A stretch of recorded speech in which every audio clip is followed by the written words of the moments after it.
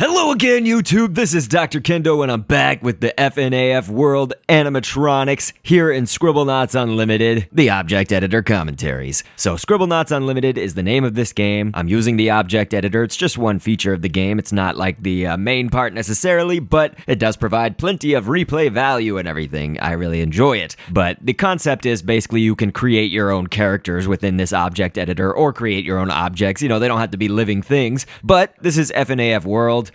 Scott's newly announced project, or I don't know if you could even call it new at this point. It's been known for a little while, I guess, as of the time of this recording. But we started out with a boy as the source object. It really doesn't matter which boy that it lands on in the end, because you're going to be covering up and taking away a lot of the different parts to it. And so we've put down two hemisphere shapes. As you can see, it kind of makes a full circle right there. But obviously you want two of them, so you can color them differently. And there's actually a little bit more sticking out on the bottom one right there, because this is going to be the Adventure Balloon Boy, or Adventure BB if you want to call him that. And so, of course, now we're kind of messing with a Golem's shoulder piece, and that actually is going to be for the shoulders of our Balloon Boy. Basically his shirt, you know, on the edge there, he does have the red coloration with the stripes and stuff. So now I'm just taking a capsule shape. It's a line, basically, but you can type it in if you're playing an unmasked, for example. You can type in capsule, and you'll want the shape, because capsule does create a different object if you choose to create that instead. So we're going back to a golem, and this time we're going to take the thigh piece. This is going to serve as Balloon Boy's legs, his pant leg, and we are going to add a little bit more detail so it's not the entire leg by itself. But with that, that's why I'm basically making the thigh go up just where we're keeping on the boy's legs. If you don't keep on your source object's legs, your creation is going to have a huge chance of sinking into the ground. It's an unfortunate reality of this game, and so I like to try to keep the original source object legs in there if I can to make them not sink as much, but it's not always possible. On our Balloon Boy creation, though, I think it will be, because you saw that we just put on some 29-page library arm shapes. It's the mutant arm, which is green in the bottom middle on the 10th page of that library of shapes, and then right below that we're using mangoes, and so you could probably do lots of different things, I would imagine, to create the shoes. Like you could even do moccasins, and maybe I'll show you another example of that after this, but I'm going to use mangoes right now for the shoe shape. And basically just with that, with the mango, with the arm, with the golem thigh piece or whatever, that is covering up the boy source object legs entirely. So even if it goes a little bit below the actual source object legs, we're not going to sink into the ground as much with our creation, so it's real good. So you saw that I made the stripes on his shirt with headbands, and then now I did the letter I for the stripes that are there on his shoulder shirt parts. And then a clown nose is going to be for the hands, and you could do like a berry as well, so you're not limited to just this. The good thing about the clown nose is that it has sort of a little ridge in it right there that you can see that sort of looks like a, balled up fist maybe for some of these characters. A road pike is actually going to be the thin line or string of his balloon, painted white, of course. And then your inclination might be to type in balloon to make a balloon, but I actually did a water balloon because I like the shape of that a little bit more. You can type in balloon and see what it looks like, and if you like it, go for it. But I wanted a little bit more round of a balloon, and the water balloon I think fit the stamp that I wanted a little bit more. And so of course you also probably noticed we put the other clown nose on the other arm, facing the other direction, basically upside down, right side up, whatever you want to say. It's just opposite. And the only reason that the other one was kind of turned upside down or right side up the other way was because it was holding on to the balloon, so we wanted to represent that. Now with the head as the source object, we're going to be making Balloon Boy's head separately, and of course I mean Adventure Balloon Boy or Adventure BB. And so this you can do really multiple ways, and so I will show you actually an alternative way to create the head as well, maybe one that could work good for the adventure style and stuff. But this is also a look at, I guess, making his head a little bit taller and stuff, because here you can see that I've actually, not only was the head the base source object, but then I copied it and made another head, but turned it kind of at a 90 degrees counterclockwise and horizontally flipped position. And so of course we have a propeller hat. When you're typing in propeller hat in this game, make it all one word,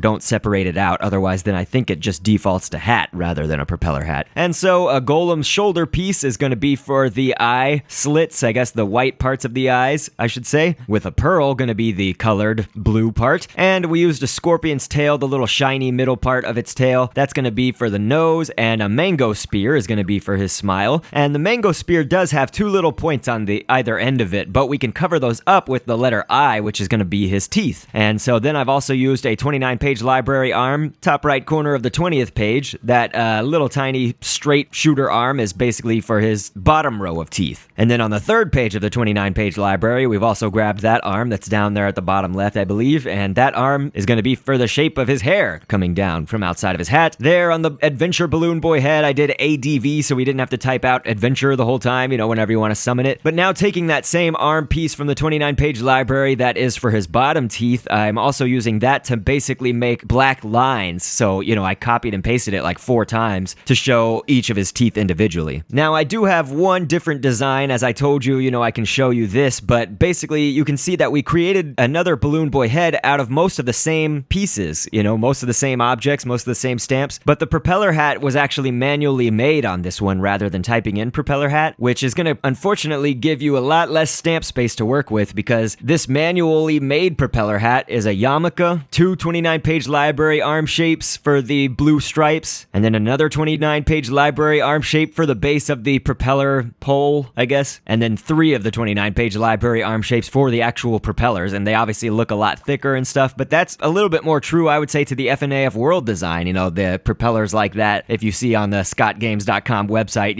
it's, I think it looks kind of like that with the propellers, and we did use a sphere at the base of the 3 propellers, kind of in the middle of all of them. Otherwise, it's mostly the same, but you can see that we did not, put black in the teeth to outline every individual tooth or anything like that. But hopefully you also saw while we were on the map there on the level that there was the other Balloon Boy body shape as well with the moccasin as his shoes instead. So now the good thing about being done with our Balloon Boy design and everything is that now we can create the Adventure JJ or Balloon Girl. Call her whatever you want. I know both names are used, so I don't even want people to front and, act like her name is one thing or the other. It's both. So you can see that I took away kind of that manually done propeller hat design and instead just replaced it with the one propeller hat stamp because we're going to need a few more stamps for JJ right here. Namely, of course, the whiskers for her eyelashes. She does need those eyelashes right there because Balloon Girl has the big female eyelashes that Scott likes to put on his female characters. And Toy Bonnie. But anyway, mostly everything else was just a recolor. And now you can see, of course, just kind of copying and pasting a Balloon Boy, the Adventure Balloon Boy body. We can now sort of recolor the shirt and whatnot to be Adventure Balloon Girl's body. And if you wanted to do your hands like this, if you had some stamp space, you can put dots right there.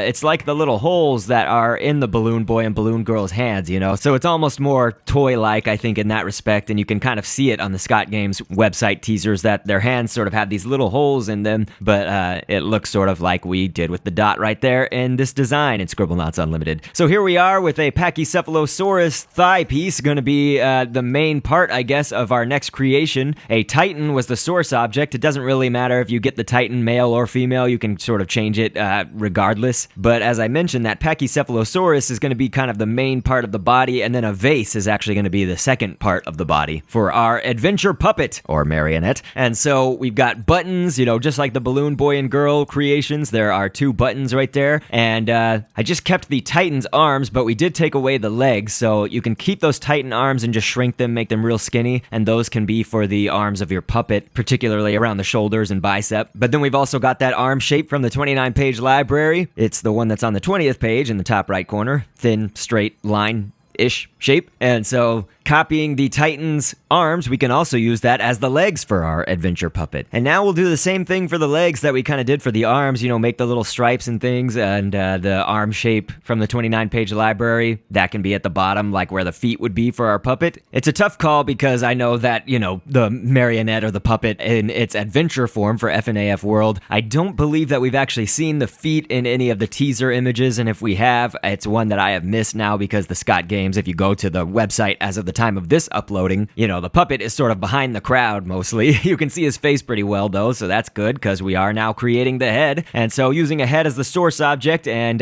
this is another one where you can kind of do, I guess, multiple different designs. And so I'm just showing you one of them now, and then I'll show you the other one after this that you can do. And it's to make the head a little bit thinner or a little bit wider. It just depends on what style you like a little bit more. So this is probably the more wide and short head. And so we used a yarmulke for the mouth, 10th page on the 29-page library, mutant arm for the bottom, lipsticky lip, a toothpick for the top one, a hemisphere for its rosy cheek. On our right side, its left. And then a dot is for the other rosy cheek. A golem's shoulder piece as well as a stegosaurus upper leg front piece, painted all black, is for the eye sockets. And then a dot, painted white, of course, is for the actual like little pupils or whatever in the puppet head. So now here's the other adventure puppet head, basically using a glue instead of the head as the main sort of piece that ties it all together, the white part of the head. So you can see here I just typed in glue to show you that that is the shape of this one. So this makes it a little bit more adventure style in my opinion, and so I can show you both of them as they appear here on the level. And so you can see that these, adventure animatronics, they should probably look a little bit shorter, cuter, friendlier, whatever. So I've sort of stuck with the designs. Even though I showed you multiple designs for some of these characters, I sort of stuck with the ones that are fitting, I think, a little bit more to the adventure art style. But it should just hopefully give you some other ideas and whatnot. If you don't like the design that I did,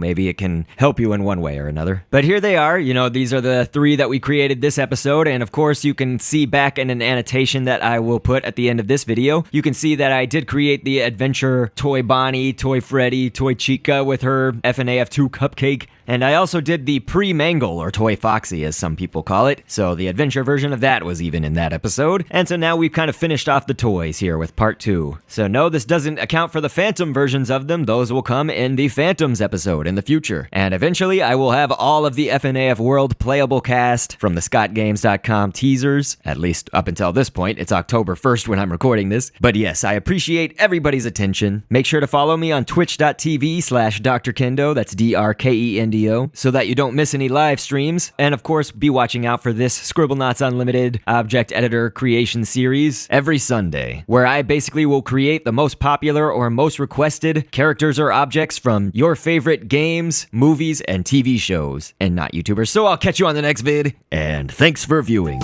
So you can be the viewer and down the road of twists and turns, always anxious to see what's within. We can look ahead to the point of no return, to the rest of our lives, and the spectacle we give. I've been down the road of twists